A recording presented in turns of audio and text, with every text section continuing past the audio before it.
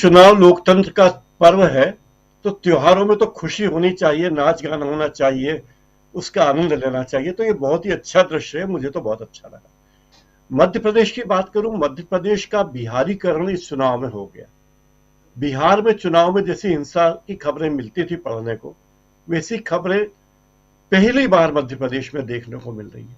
इंदौर बड़ा शांति का टापू है, यहाँ उम्मीदवारों में प्रतिस्पर्धा होती है, लेकिन जब आमने सामने मिलते हैं तो एक दूसरे के घर चले जाते हैं वोट मांगने के लिए। जैसे कैलाश विजयवर्गीय संजय शुक्ला के घर चले गए, संजय शुक्ला ने उनके पैर छू लिए क्योंकि वो उनके पिता के जमाने के मित्र हैं। तो इस तरह की घटनाएं होती है। जब इंदौर से सुमित्रा महाजन लोकसभा का चुनाव लड़ रही थी और कांग्रेस के पंकज संघवी उम्मीदवार थे, तो उन्होंने कहा था कि भाभी अब बहुत साल हो गए, आपने घर की जिम्मेदारी संभाल ली, अब इंदौर की जिम्मेदारी मुझे दे दीजिए। यहाँ चुनाव में भी बाबा, दादा, भैया, रमेश मेंदोला को शहर में लोग दादा बोलते हैं, संजय शुक्ला को भैया बोलते हैं, तो बड़ा पारिवारिक माहौल होता है।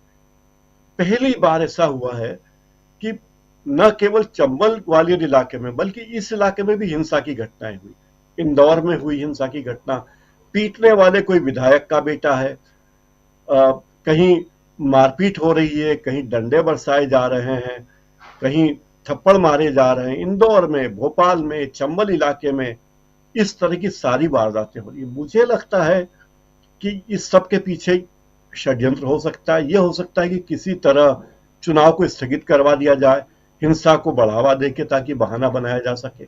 और ये जो भीड़ ग्वालियर इलाके में दिख रही है मतदाताओं की, ये मुझे लगता है कि इसमें अधिकांश लोग वो होंगे जो लाए गए होंगे 5 बजे 6 बजे के पहले कि आपको, चलो भाई, जिन आपने वोट नहीं दिया है तो वोट देने के लिए आप आइए। मध्य प्रदेश में बीजेपी की जो चुनावी रणनीतियां हैं वो बड़ी अलग अलग तरह की है। जैसे एक उम्मीदवार हैं महू से, वो खड़े हुए तो उन्हें डर था कि मुस्लिम मतदाता उन्हें वोट नहीं देंगे, वो बीजेपी के उम्मीदवार थे।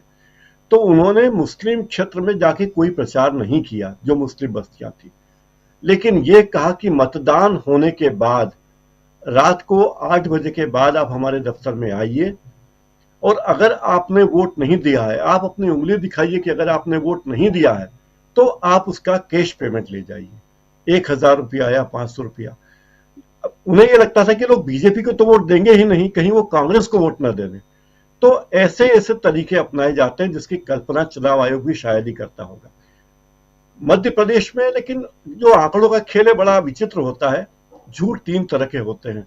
प्रोफेसर अखिल स्वामी इस पे शायद इसकी ताकीद करेंगे। झूठ 3 तरह के होते हैं, एक तो झूठ, दूसरा सफेद झूठ, और तीसरा झूठ है आंकड़े।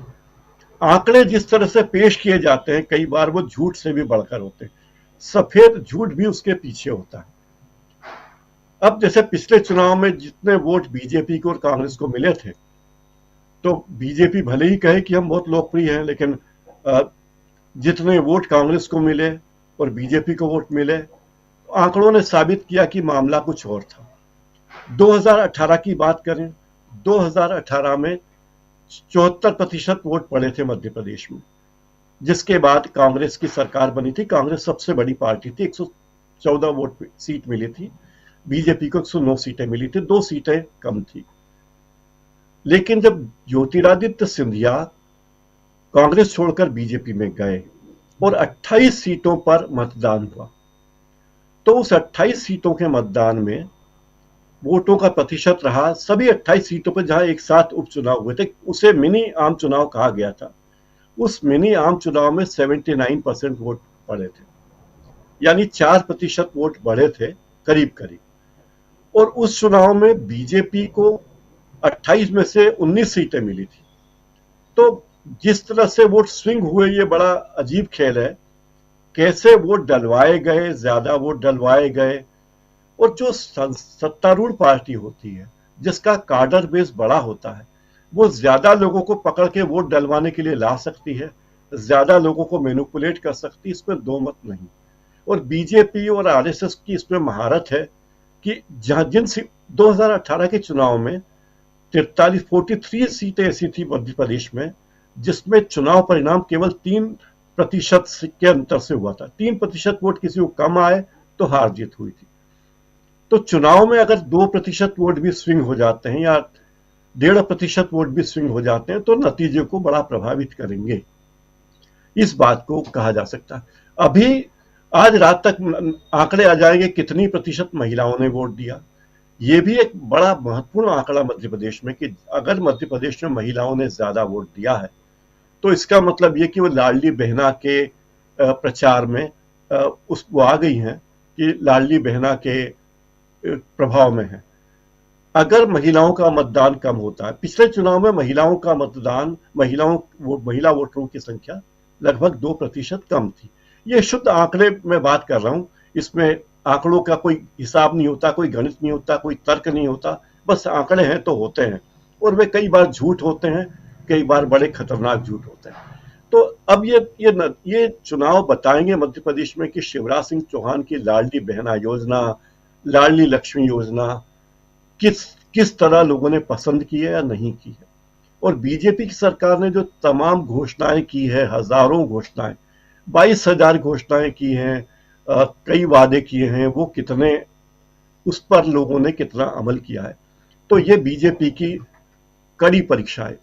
एक और बात, मध्य प्रदेश में शिवराज सिंह चौहान के चेहरे को सामने न लाने का जो निर्णय था बीजेपी का, आखिरी दौर में बीजेपी उससे बहुत परेशान भी हुई थी और बीजेपी को लगा कि यह गलत फैसला हुआ है शिवराज सिंह चौहान को सामने न लाकर, क्योंकि शिवराज सिंह चौहान जिस तरह से प्रचार कर रहे थे वे एक तरह से नरेंद्र मोदी के पैरेलल थे और नरेंद्र मोदी ने जितनी सबसे ज्यादा सभाएं 160 सभाएं केवल शिवराज सिंह चौहान ने की थी।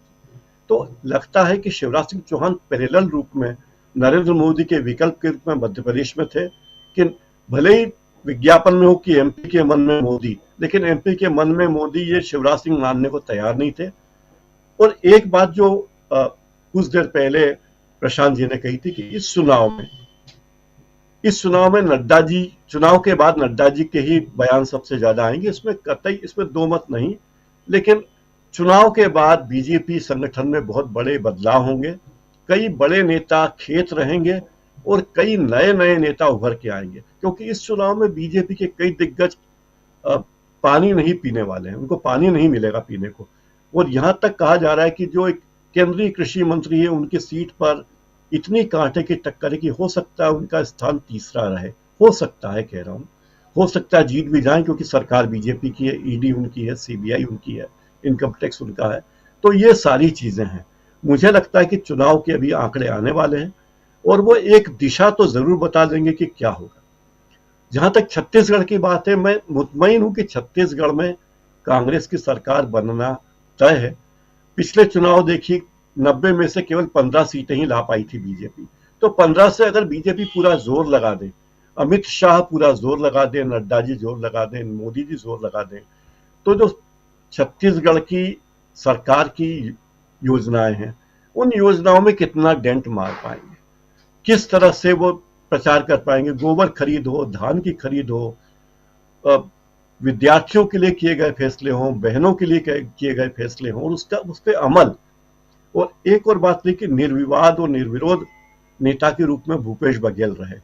हालांकि बीच में इस तरह की बातें उड़ी कि वहां भी विरोध है, मतभेद है, लेकिन ऐसा कुछ था नहीं। तो इससे भी बीजेपी को लगता है कि उसकी हालत खराब है। बीजेपी अगर सीटें बढ़ा भी ले तो 15 से 16 कर लेगी, 18 कर लेगी, 20 कर लेगी, लेकिन 90 में से कोई वो 45